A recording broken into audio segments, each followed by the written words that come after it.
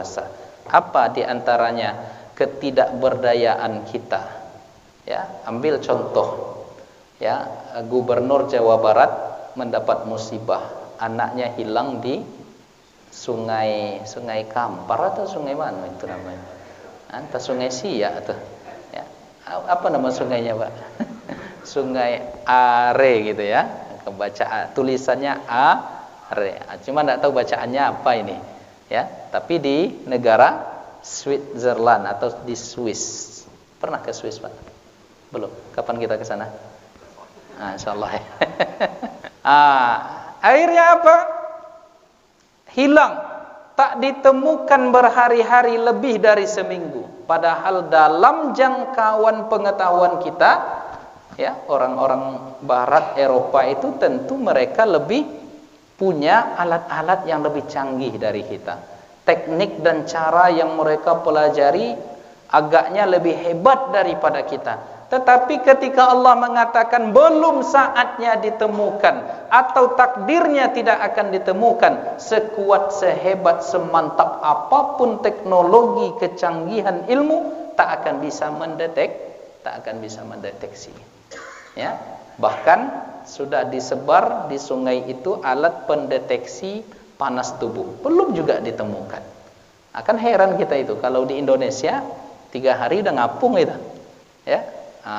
Wallahu a'lam, Allah Maha Kuasa. Entah apa kehendak Allah di balik itu, tetapi segala yang ditakdirkan oleh Allah Ta'ala semuanya insyaallah berujung kepada kebaikan.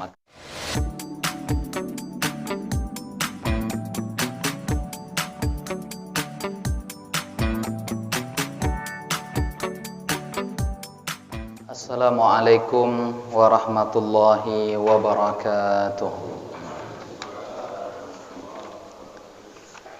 Bismillahirrahmanirrahim. Alhamdulillahi rabbil alamin, hamdal hamidin, hamdal mustaghfirin.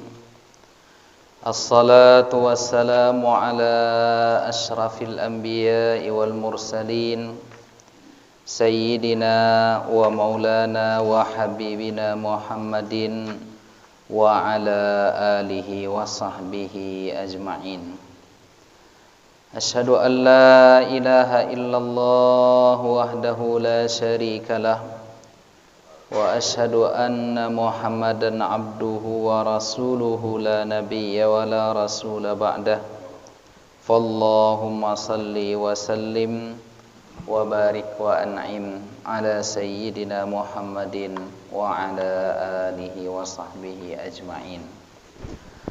Allahumma inna asbahna fi ni'matin wa afiyatin wa sitrin, fa atimma ni'mataka alaina wa afiyataka wa sitraka fid dunya wal akhirah. Allahumma amin. Alim ulama, cerdik pandai, tokoh masyarakat, besar tak disebut gelar, kecil tak dihimbau nama, umumnya hadirin, hadirat, tamu-tamu Allah, sidang jamaah salat subuh yang dimuliakan oleh Allah Subhanahu wa ta'ala. Alhamdulillahi rabbil alamin. Kita bersyukur kepada Allah. Pada awal mula pagi ini Allah mengumpulkan kita di rumahnya menjadi tamu-tamu Allah yang berhak dan layak dimuliakan oleh Allah Subhanahu wa ta'ala. Kita berdoa, kita bermohon, mudah-mudahan segala apa yang kita lakukan ini, dari segala amal-amal kebaikan ini, kelak di akhirat menjadi pemberat timbangan kebaikan kita. Amin ya rabbal alamin.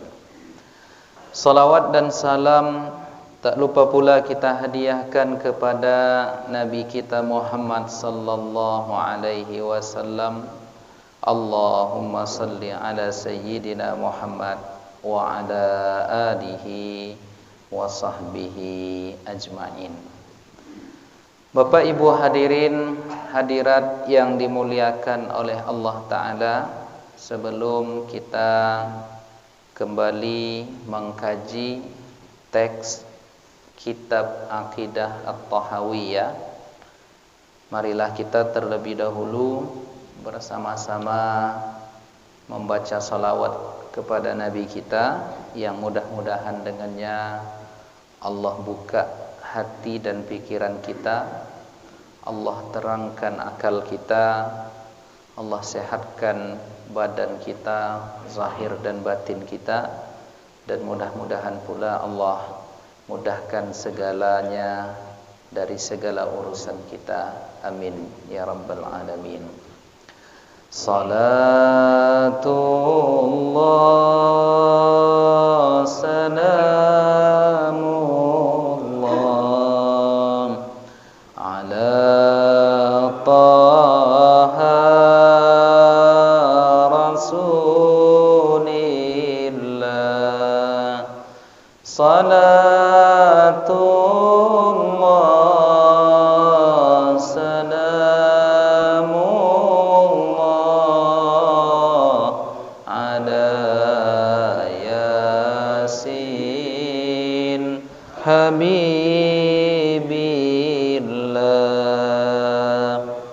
Tawassalna bismillah wa bil hadi rasulillah wa kulli mujahidin lillah bi anil badri ya Allah. Ilahi sallimil ummah minal afati wan niqmah wa min hammi wa min ummah bi ahlil badri ya Allah.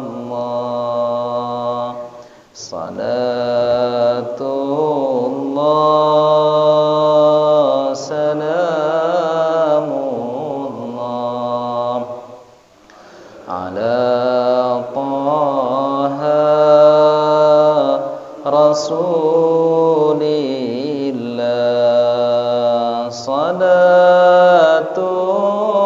Salatullah salamullah ala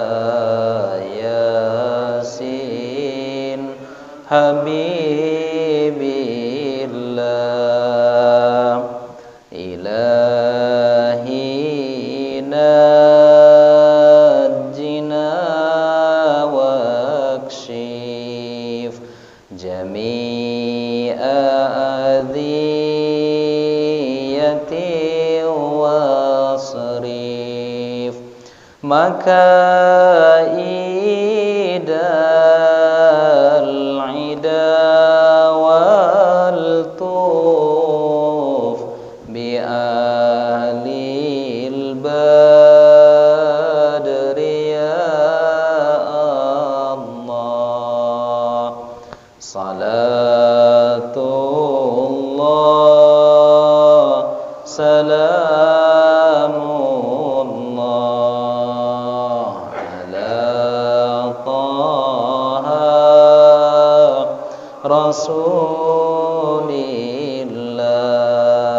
Salatullah salamullah ala yasin habibillah. Ilahi nafisil kuraba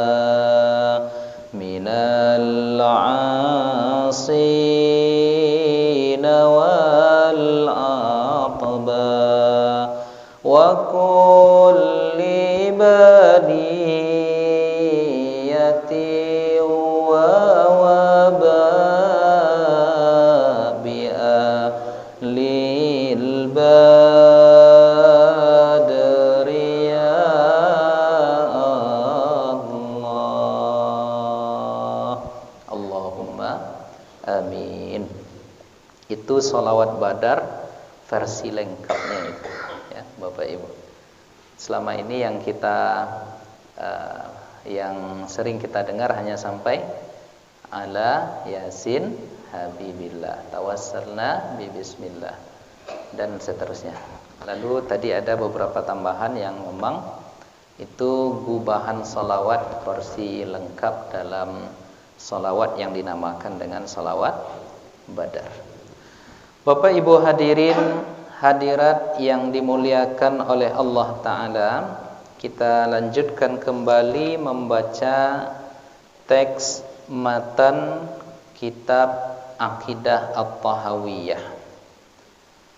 Pada pembahasan kita di pekan yang lalu, kita sudah membahas apa makna dan penjelasan kalimat yang ditulis oleh Imam Abu Ja'far At-Tahawi. La tablughuhul awhamu wa la tudrikuhul afhamu.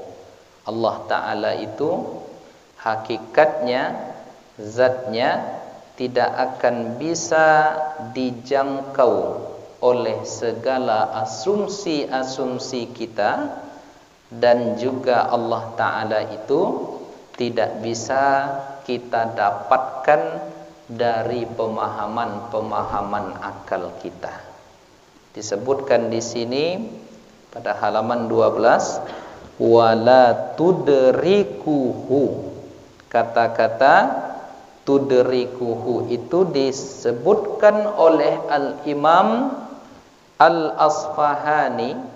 Makna dari kata adraka yudriku adalah balagha aqsa syai'i, sampai kepada ujung, kepada titik sesuatu yang ingin kita dapatkan.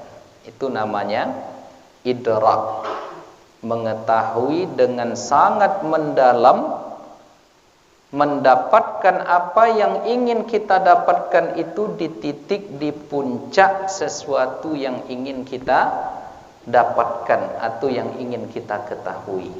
Umpamanya begini, ketika saya penasaran dengan imam kita tadi karena bacaannya bagus, saya kejar, saya dengar, saya kejar dia. Lalu saya tanyakan apapun yang terkait dengan dia sehingga saya mengetahui hakikat keadaan dia saat itu. Sampai pada titik di mana saya mengetahui hakikat dan keadaannya, itulah yang dinamakan dengan idrak secara bahasa. Jadi la tudrikuhu al-afham. Allah Ta'ala itu tidak sampai, tak mampu kita untuk sampai ke titik yang kita inginkan untuk menggali hakikat tentang zat Allah Subhanahu wa Ta'ala. Nah, kalau imam tadi kita bisa mendapatkan informasi yang valid. Umurnya sekarang berapa? 35? 26. Belum menikah. Hafalan Al-Qur'annya 30 juz. Kemudian asli berasal dari mana? Tapanuli Selatan.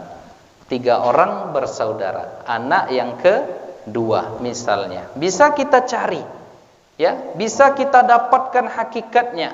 Mampu kita mendeteksi segala keseluruhan tentang dia, tetapi berbeda dengan kemampuan kita untuk mendeteksi hakikat Allah Subhanahu wa taala, sehingga Al-Imam Abu Ja'far At-Tahawi menyebutkan kepada kita la tudrikuhul afham. Jadi segala pemahaman-pemahaman kita ini tidak akan mampu kita untuk mendapatkan hakikat tentang zat Allah Subhanahu wa ta'ala. Bapak Ibu hadirin hadirat yang dimuliakan oleh Allah Subhanahu wa ta'ala. Wa hasilu qauli Tahawi rahimahullahu ta'ala. Jadi kesimpulan ungkapan Al-Imam Abu Ja'far At-Tahawi rahimahullah di dalam atau di balik kalimat la tudrikuhul afham tadi, segala pemahaman, segala asumsi, segala kepandaian, segala kepintaran, kecerdasan kita tidak akan mampu sampai ke ujung, ke titik kita memahami zat Allah Subhanahu wa ta'ala. Tak akan bisa menyingkap hakikat itu. Oleh karenanya disebutkan oleh komentator kitab ini, jadi makna la tudrikuhul afham la ta'lamuhul qulub. Jadi akal pikiran kita, hati kita tidak akan sanggup sampai kepada titik pengetahuan yang nyata tentang hakikat zatnya. Wal ilmu la yuhitu bihaqiqatillahi ta'ala la zatihi wa la sifatihi.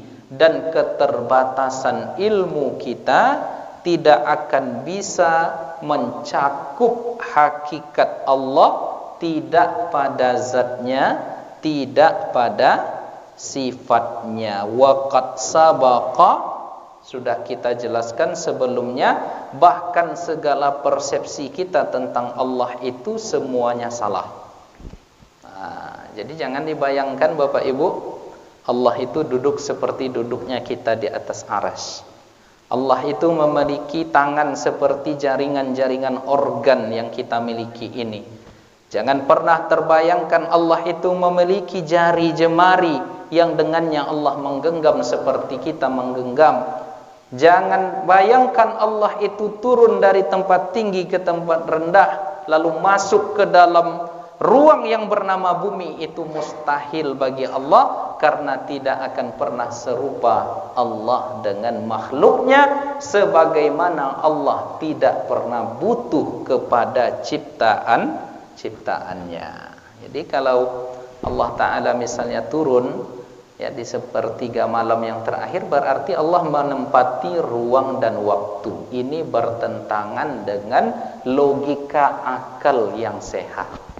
Ya, jadi kalau belajar akidah ini perlu terlebih dahulu memakai logika akal yang sehat, dipandu di atasnya dengan dalil-dalil naqli, yaitu Al-Quran dan Sunnah. Jadi Bapak Ibu, ketika kita membaca misalnya informasi-informasi di dalam Al-Quran, di dalam hadis, summastawa 'alal arsy, kemudian Allah itu beristiwa di atas arsy, yang ada seharusnya di dalam benak pemikiran hati pemahaman kita adalah ayat itu bercerita tentang penguasaan mutlak Allah Ta'ala terhadap segala apa yang ada di langit dan bumi. Jadi itu yang harus kita yakini, bukan meyakini Allah itu duduk seperti duduknya kita.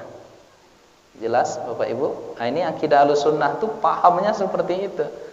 Ketika Allah Ta'ala menceritakan melalui lisan nabinya bahwa Allah Ta'ala itu yanzilu Rabbuna, Allah Ta'ala itu turun setiap malam di sepertiga malam yang terakhir, menjawab segala doa orang yang berdoa, mengampunkan segala pendosa dari segala dosanya, menerima orang-orang yang kehabisan kepercayaan orang-orang yang hilang rasa, orang-orang yang hilang tidak ada lagi memiliki obsesi hidup, maka datanglah Allah Subhanahu wa taala kepada hambanya, hal min mustaghfirin fa'aghfirulah. Adakah yang minta ampun lalu aku berikan ampunan? Adakah yang punya masalah pada malam ini aku berikan ia kelapangan dari segala masalahnya? Adakah yang memiliki kesempitan hidup, aku lapangkan jalan hidupnya? Adakah yang meminta rezeki, aku berikan rezeki yang tak ternilai kepadanya? Maka yang seharusnya ada dalam idrak pengetahuan kita ketika berbicara tentang Allah turun di sepertiga malam itu, yang kita yakini adalah bahwa Allah Maha Pengampun, Allah Maha Penyayang, Allah Maha Melihat, Allah Maha Mengetahui apa dan segala yang kita kerjakan. Jadi jangan dibayangkan Allah itu turun, karena yang namanya turun itu adalah perpindahan dari tempat tinggi kepada tempat yang rendah. Bagaimanapun kita mengalas kalimat itu, oh Allah itu turun, cuma tak sama dengan turunnya kita. Ini maaf cakap Bapak Ibu, namanya ngeles. Ya. Oh, kamu makan nasi putih ya? Enggak. Saya makan beras rebus saja. Nah, jadi itu jo barang tuh ya.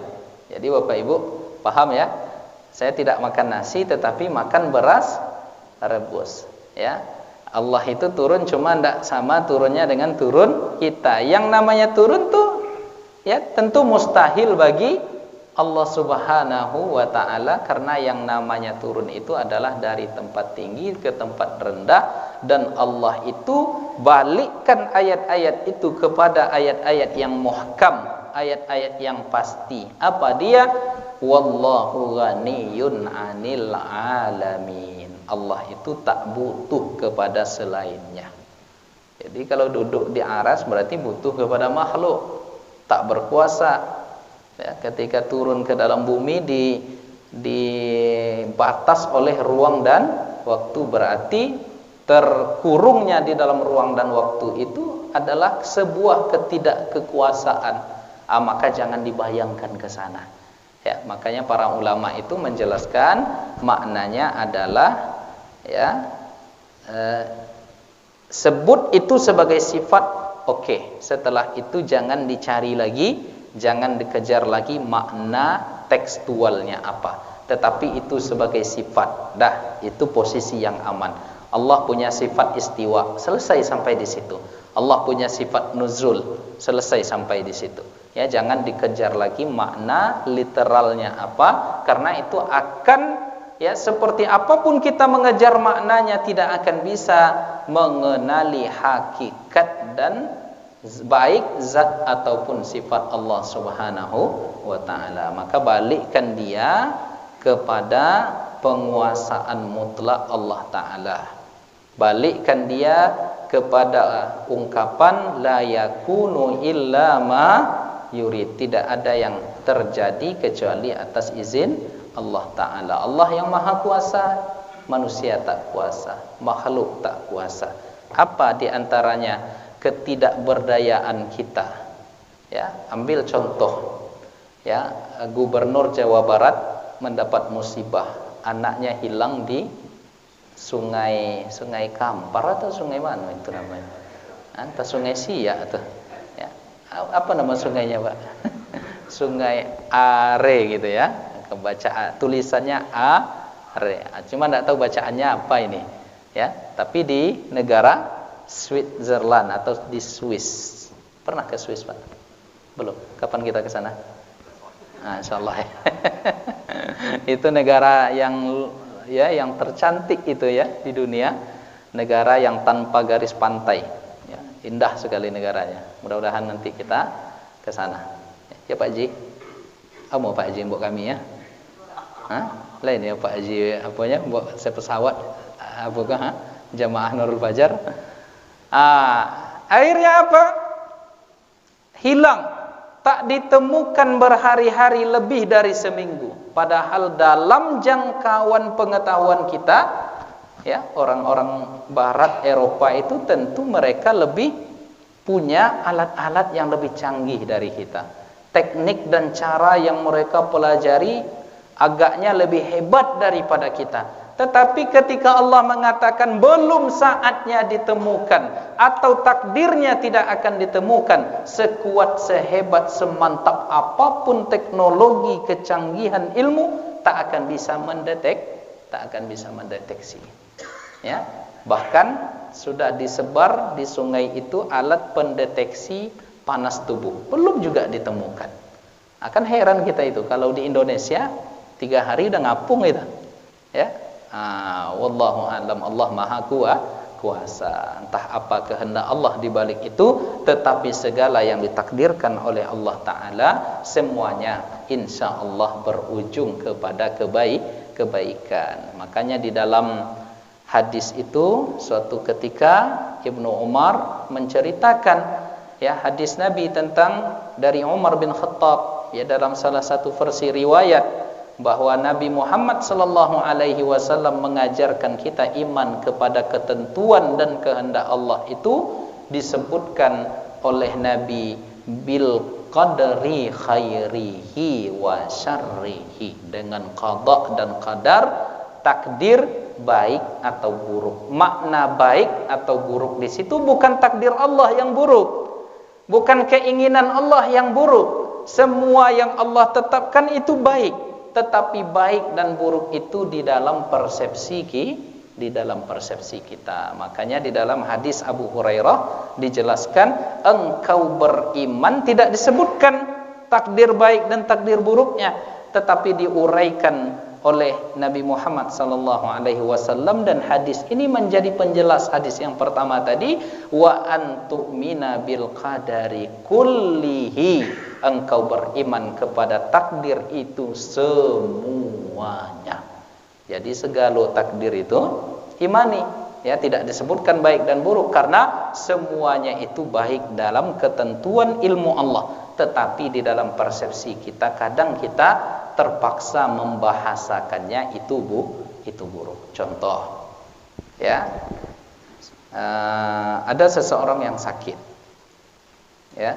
Orang yang sakit ini tentu dia ikhtiarnya berobat, ya.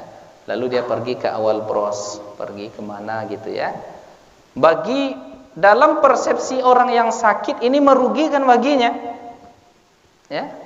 Tak bisa lagi sempurna salat duduk berdiri seperti biasa, ya. Kalau sakitnya ditumit, disendi dimanapun, kemudian tak mampu lagi tegak berdiri, kemudian terpaksa minum obat sekali seminggu, belanja obat dan lain sebagainya. Dalam persepsi orang yang sakit ini dalam tanda kutip agaknya buruk. Tapi dalam persepsi dokter, dalam persepsi tenaga kesehatan, dalam persepsi orang yang jual obat, apotek, ini baik apa buruk? Bu, le menyambung kaji kok, Bu. Terdiam je nampak, ketandolun serapan nampaknya. Dalam persepsi dokter macam mana? Baik apa buruk ini? Seperti COVID kemarin, semakin banyak orang yang COVID, ya, tapi ini video ini jangan pula disebar nanti, ya. Ini kan enggak live, ya. Semakin banyak orang yang COVID, semakin bersyukur rumah sakit, ya, karena dapat bantuan. Ya, jadi saya kalau kena, maaf cakap, dalam tanda kutip di COVID-kan satu orang, turun dana berapa, ya. Tapi ini cerita kita aja, Pak, ya. 25 juta barangkali. Bagi orang yang kena COVID, entah ia kena COVID, entah demam biasa, enggak tahu kita, ya. Ini buruk bagi dia. Tetapi bagi orang rumah sakit, ini coba kalau tidak ada satu pun ditakdirkan oleh Allah kita ini sakit, kira-kira Pak dokter apa gunanya dia belajar? Iya dah, Pak. Ya, tidak ada satupun yang sakit rumah sakit itu semuanya akan tutup. Berapa banyak yang akan jadi PHK karena tidak ada yang sakit, ngapunya situ. Jadi dalam persepsi orang yang sakit ini tidak baik baginya, Tetapi dalam persepsi orang yang bekerja di dunia kesehatan, ini ruang terbuka rezeki untuknya. Disinilah dia gunakan ilmunya oleh seorang dokter. Orang yang jual obat, di sini dia akan menjual obatnya. Tenaga kesehatan di sini pula dia digaji. Artinya settingan Allah Ta'ala tentang takdir itu indah, luar biasa, sekalipun dalam persepsi kita mungkin dia buruk. Jadi begitu Bapak Ibu yang dimuliakan oleh Allah. Makanya Nabi kita Muhammad SAW memberikan arahan dalam memahami takdir ini.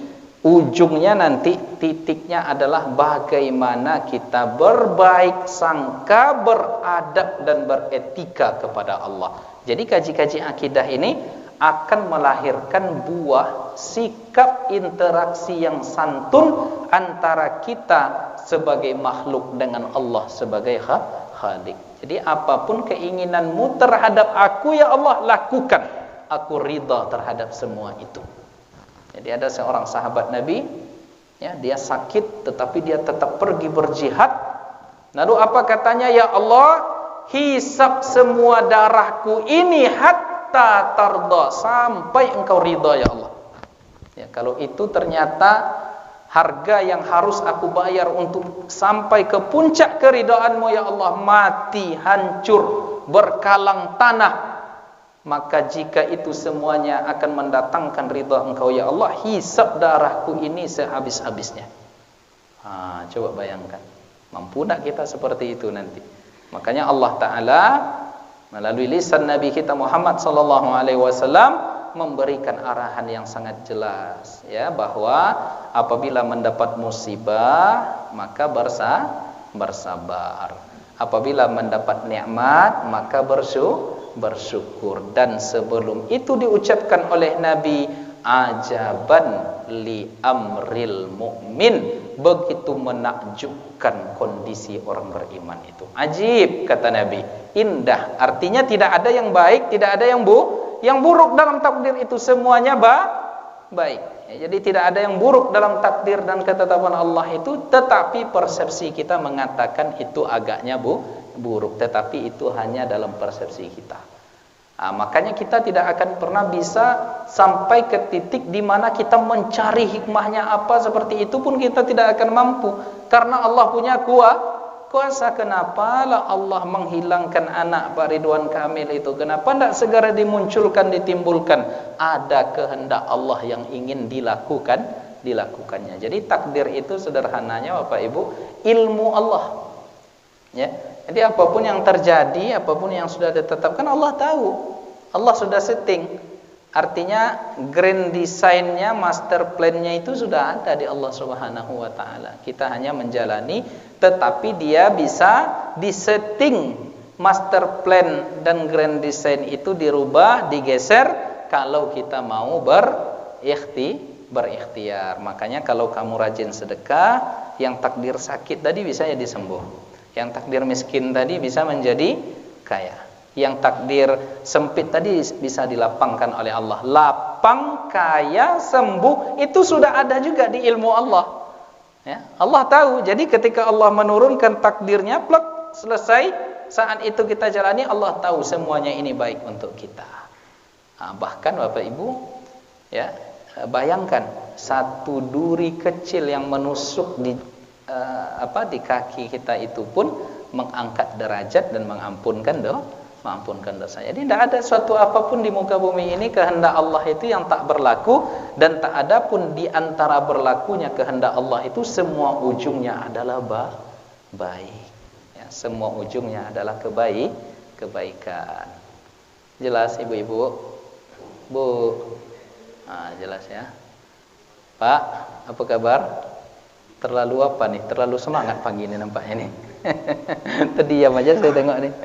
Bapak Ibu hadirin, hadirat yang dimuliakan oleh Allah Subhanahu wa taala. Oleh karenanya, ya, kembali kita pada halaman 13 itu, la tudrikuhul afham, maka disebutkan di sini katanya, ya, Kesimpulan ungkapan Imam At-Tahawi itu adalah waqad, ya sudah dijelaskan, wala fal uqulu la tastati'u an talhaqa bihi subhanah. Allah taala tidak akan bisa mengejar hakikat Allah Subhanahu wa taala. Wa hazihil ibarah, ungkapan ini ya secara substansinya qa'idatun min qawaidi ahli sunnah. Inilah kaedah di antara kaedah-kaedah ahlus sunnah wal jamaah dalam berakidah. Ya. Jadi inilah kaedah ahlus sunnah wal jamaah dalam berakidah. Maka ahlus sunnah wal jamaah itu, ya, balik lagi kita ke contoh yang kita contohkan tadi, tidak mereka mencari-cari makna duduk di atas aras dibayangkan begini dan begitu, tidak perlu sama mereka, karena mereka paham makna dari itu semua adalah penguasaan mutlak Allah Ta'ala ke seluruh alam raya ini. Makanya Allah itu disebut dengan Rabbul Alamin, Rabb yang mengatur, yang berkuasa, yang menjadi maharaja dari segala apa yang ada di alam ini. Bapak Ibu hadirin hadirat yang dimuliakan oleh Allah Subhanahu wa taala. Wa fi zalikal makna, dalam makna itulah Al-Imam Al-Baihaqi di dalam kitabnya Al-Asma was Sifat berkata dia pada halaman 283, beliau sadurkan sanadnya di situ, akhbarana Abu Abdullah Al-Hafiz, akhbarana Abul Abbas, akhbarana Muhammad bin Ishaq, akhbarana Asim bin Ali, akhbarana Abi an Atta As-Sa'ib an Sa'id bin Jubair an Ibni Abbasin qala tafakkaru fi kulli syai'in, fikirkanlah segala apapun, wala tafakkaru fi zatillah, jangan dipikirkan zat Allah. Maka segala pengajian yang mengarahkan kepada memikirkan zat Allah itu pengajian bid'ah, sekalipun mereka menamakan ini ahlus sunnah. Apa yang dibahas? Tangan, yang dibahas kaki Allah, ya, yang dibahas mata, yang dibahas turunnya Allah, yang dibahas datang. Nah, ini di dalam kaidah ahlus sunnah tidak pernah berdetail-detail tentang pembahasan seputar itu, karena khawatirnya nanti ujung-ujungnya adalah memikirkan zat Allah yang kita tidak boleh, yang dilarang oleh Nabi kita Muhammad sallallahu alaihi wasallam. Begitu juga Al-Imam Al-Baihaqi di dalam kitabnya Syu'abul Iman berkata, beliau sadur pula sanadnya, akhbarana Hamzah bin Abdul Aziz, amba'ana Abul Fadl Abdus ibn Husain ibn Mansur, haddatsana Abu Hatim Muhammad bin Idris Ar-Razi, haddatsana Muhammad bin Hatim Az-Zammi Al-Mu'addib, amba'ana Ali bin Thabit anil Wazza' ibn Nafi' an Salim an Ibni Umar bin Khattab radhiyallahu anhu. Apa kata Allah? Kata Nabi Muhammad sallallahu alaihi wasallam mengatakan, tafakkaru fi alaillah, fikirkanlah segala nikmat-nikmat Allah, yakni azamatah, fikirkanlah segala keagungan-keagungan Allah. Wala tafakkaru fillah, jangan dipikirkan tentang zat Allah. Ya, besarkan Allah itu ketika kita melihat keagungan-keagungan yang ada pada dirinya, yang ditampilkan dari keindahan dan kesempurnaan ciptaannya. Nah, jadi pikirkan di situ Bapak Ibu. Kemarin saya berjumpa dengan dokter THT. Ya, ada salah seorang pasien yang masuk benda kecil di ujung telinganya, itu kecil sekali, menyangkut di dekat gendang telinganya itu, langsung dia pusing, ya, vertigo, berputar dunia ini. Nah, jadi kata dokter THT ini, masya Allah, dia punya rasa iman yang begitu luar biasa. Tengoklah Pak, katanya, tengoklah Ustaz, katanya, kecil segini yang saya dapatkan, cuman katanya yang mengganggu di benak telinga, apa tadi, di dalam telinga itu bisa membuat seseorang tumbang, bergoyang dunia ini semuanya. Kecil Ustaz katanya. Artinya kan betapa Allah itu maha agung, tak mampu mengapa-ngapa kita, Pak.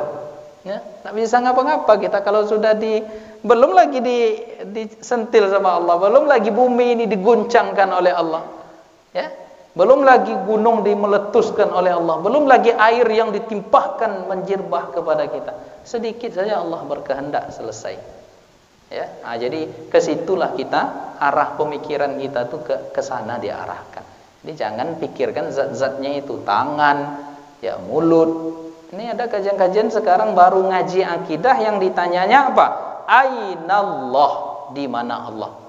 Baru ngaji akidah yang ditanya alamat Allah. Ini kan sudah mempersepsikan Tuhan punya alamat. Yang punya alamat kan jisim. Yang punya alamat kan yang memiliki jasmani. Kok buka ngaji akidah hal-hal seperti ini yang dibuka kajinya? Dan mereka beranggapan pula, inilah Ahlus Sunnah wal Jamaah itu beginilah katanya. Padahal Nabi itu, kata Imam Ibnu Hajar ya Al-Asqalani di dalam penjelasan hadis itu, bertanya seperti itu ainallah karena mukhatabnya, lawan bicaranya adalah seorang budak yang akal pikiran kecerdasannya tak tinggi. Jadi dicarilah pertanyaan yang agaknya bisa mewakili akidahnya itu. Ya, dicari pertanyaan ya, karena dalam persepsi dia, ya, dalam persepsi dia Tuhan itu seperti apa ditanyakanlah, ya. Dan pertanyaan itu tidak ditanyakan kepada sekelas Abu Bakar, Umar, Utsman dan Ali karena ini sahabat-sahabat yang cerdas, karena mereka sudah paham. Ya, karena mereka sudah mengerti. Nah, dan lagi pula hadis ini dijelaskan oleh hadis-hadis yang lain. Makna ketika Nabi bertanya di mana Allah itu diuraikan dalam hadis yang lain. Bahkan ditulis di dalam kitab Al-Muwatta karya Al-Imam Malik bin Anas ya rahimahullah. Apa kata Nabi Muhammad sallallahu alaihi wasallam? Pertanyaannya bukan di mana Allah, atashhadina alla ilaha illallah. Apakah engkau bersaksi tiada Tuhan yang layak disembah kecuali Allah? Iya. Ya udah kata Nabi, a'tiqha fa innaha mu'minah. Bebaskan dia, berarti dia sudah beriman. Makanya syarat masuk Islam itu adalah syahadat. Syarat keimanan itu syahadat, mengucapkan syahadat, bukan mengetahui alamat Tuhan. Jelas Bapak Ibu? Tidak ada kaji-kaji di sebelah itu. Ainallah, ainallah.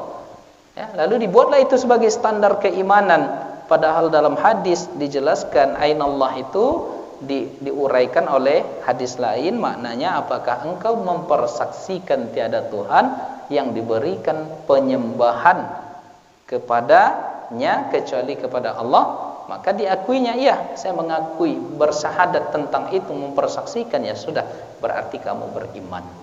Nah, jadi dia hanya membaca satu hadis saja, tidak menjelaskan hadis-hadis yang lain. Nah, ini bisa berbahaya Bapak Ibu, hadirin hadirat yang dimuliakan oleh Allah. Maka oleh karenanya pikirkanlah keagungan Allah itu semata. Tengoklah keagungan Allah itu di diri kita. Ya, di dalam Al-Qur'an kan dijelaskan itu. Wa fil ardi ayatul lil muqinin. Di bumi ini ada tanda-tanda bagi orang-orang yang yakin. Wa fil ardi ayatul lil muqinin wa fi anfusikum afala tubsirun.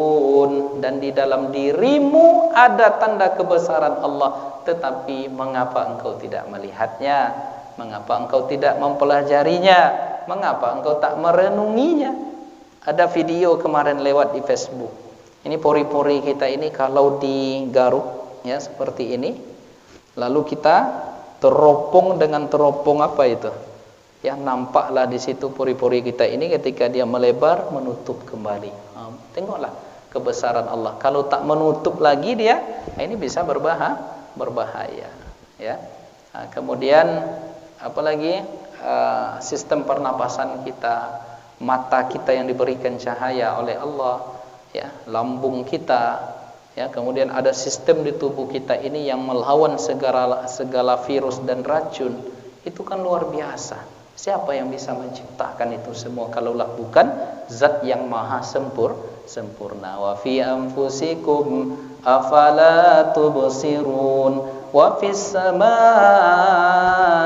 rizqukum wa ma tu'adun. Melalui langit itu ada rezeki yang Allah turunkan, yaitu hujan. Ya, dari hujan ini Allah hidupkan segala yang gersang, yang mati. Ya, beberapa hari terakhir kan kemarin sempat tidak hujan. Itu luar biasa panasnya. Dan para peneliti mereka mengatakan memang panasnya ini agak lebih panas dari yang biasa. Itu udah gerah kita. Ya, seperti apa panasnya api neraka nanti Bapak Ibu. Jadi arah akidah itu adalah arah semakin membuat kita yakin dengan adanya zat pencipta yang maha sempurna, yang maha memiliki, yang maha merajai, yang maha lembut kepada kita.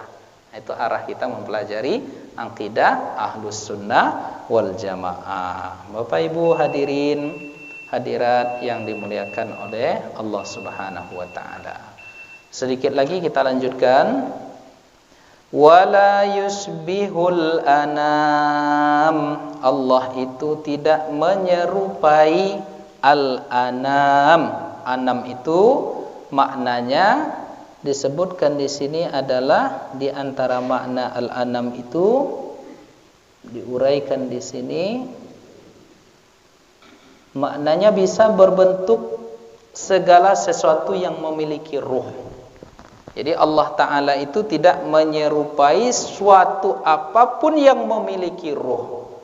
Berarti malaikat tidak. Ya, manusia jauh dari itu. Kemudian binatang mustahil. Ya, karena Allah itu tak menyerupai suatu apapun. Maka kembalikan ke situ. Ya, ketika kita ingin ma'rifatullah, kembalikan arahnya ke sana. Allah itu tidak serupa dengan suatu apapun. Kemudian kata-kata anam itu maknanya pula ada yang mengatakan jami'ul khalaik, seluruh makhluk. Jadi la yusbihul anam, Allah Ta'ala tidak menyerupai al-anam.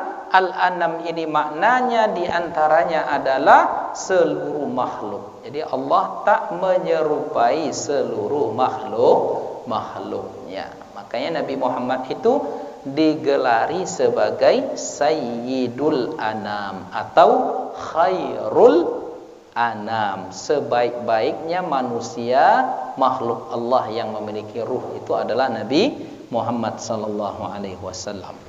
Wa qila al-muradu bil anami al-basharu. Ada pula yang berpendapat makna dari kata anam itu adalah al-bashar, manusia. Jadi yang pertama makna anam itu setiap yang memiliki ruh. Yang kedua makna anam itu adalah jami'ul khalaik, seluruh makhluk. Yang ketiga makna anam itu adalah al-bashar, manusia. Nah, jadi tiga semuanya di situ. Li'annahu arada bihi nafya qaulil musyabbihati wal mujassimati. Kenapa disebutkan oleh Imam Abu Ja'far At-Tahawi Allah Ta'ala itu tidak menyerupai segala makhluk, tidak menyerupai, tidak sedikit pun sama dengan manusia, tidak sama, tidak menyerupai, tidak serupa dengan apa tadi yang memiliki ruh apapun. Karena tujuannya, kata pengarang kitab ini, ya, penjelas kitab ini, ingin menegasikan, mengelakkan, menjauh dari pendapat kelompok yang bernama musyabbihah dan mujassimah. Musyabbihah itu orang yang mensifatkan Allah itu serupa dengan makhluk. Mujassimah itu orang-orang yang menjasmanikan Tuhan, bahwa tubuh Tuhan itu sama dengan terdiri dari potongan-potongan jasmani, jisim seperti kita.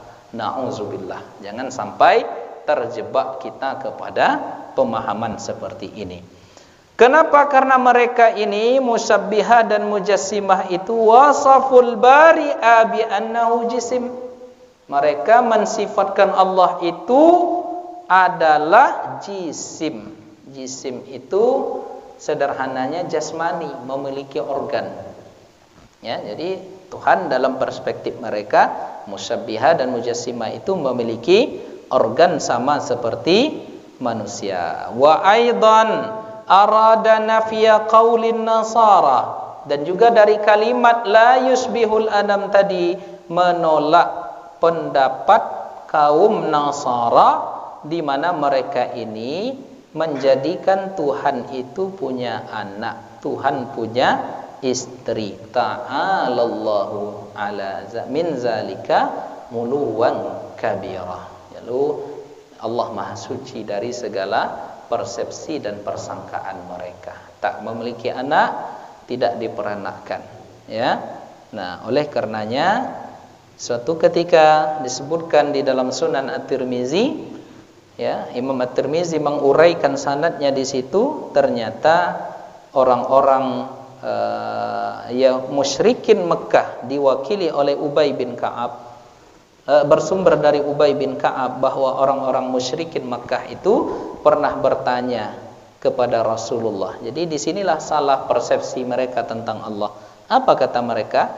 Unsub lana rabbak, tolong nasabkan kepada kami Tuhan engkau itu bagaimana wahai Muhammad.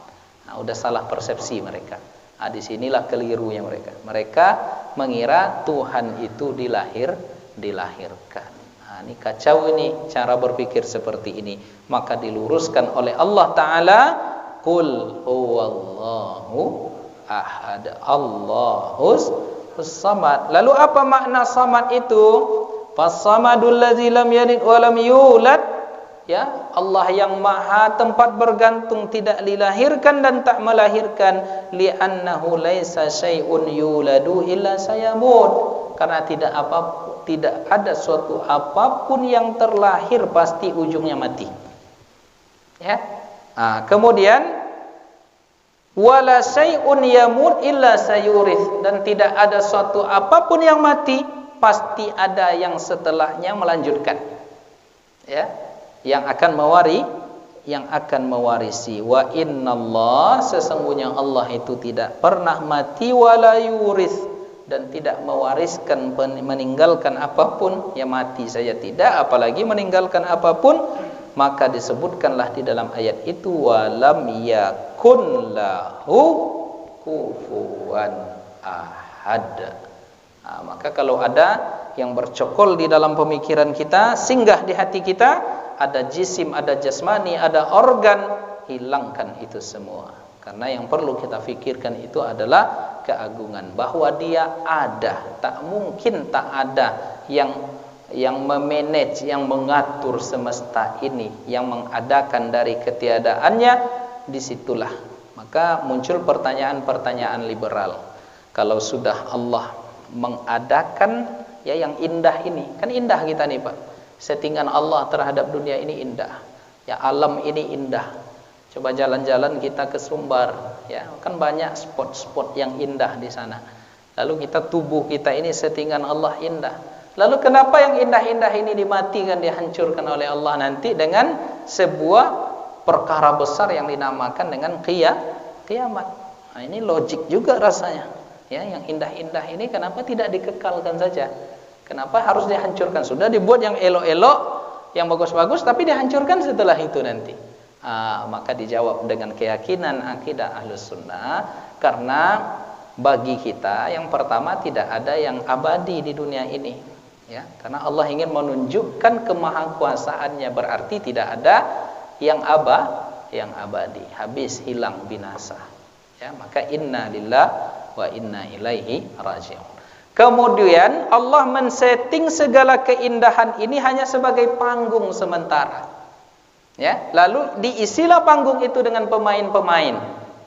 Logika sederhananya, saya buat panggung, diisilah panggung itu dengan pemain-pemain. Ya, kalau panggung ini udah selesai, tutup acara. Ya, karena bagi kita ini hanya panggung sementara keindahan-keindahan yang diciptakan ini hanya untuk keimanan kepada Allah. Segala keindahan-keindahan alam ini ujungnya adalah mengakui keesaan Allah dan keagungan Allah. Dan itu hanya sementara panggung ini. Ada saatnya nanti diselesaikan, habis, tutup buku. Nah, jadi begitu. Jadi jangan pula digugat nanti, kenapa kan indah-indah ini, elok-elok ini, bagus-bagus, sudahlah bagus dihancurkan. Tidak begitu. Yang bagus-bagus ini ujungnya adalah, muaranya adalah keyakinan kepada Allah. Dan ini semuanya hanyalah panggung, ya. Jadi panggung ini suatu saat akan selesai, dan kita pun akan selesai, ya. Kapan selesainya Pak Yazid kita nih? Hah? Tahu Pak? Ya, kalau Bapak Ibu selesai duluan, saya belakangan nggak masalah. Atau saya belakangan, Bapak Ibu duluan juga tak masalah. Setuju Bu? Samonya tuh Ustaz. Jadi demikianlah kaji kita pada pagi ini untuk menyegar-nyegarkan akidah, keyakinan dan iman kita. Mudah-mudahan bermanfaat. Mohon maaf lagi jangan ada pertanyaan dulu, karena setelah ini saya ke tempat mantan dekan kami yang jam 12 malam tadi beliau meninggal. Iya, saya Pak Hajar. Tahu Bang ya? Nah, ini abang kita dosen UIN juga tahu. Mantan dosen syariah, mantan dekan Fakultas Syariah, malam tadi di awal bros di sini meninggal. Jadi kami pagi ini segera ke sana untuk bertakziah. Ya, jadi demikian Bapak Ibu yang dimuliakan oleh Allah. Sebagaimana kita buka tadi dengan salawat, kita tutup pula dengan salawat kepada Nabi. Sallallahu Rabbuna ala nuril mubin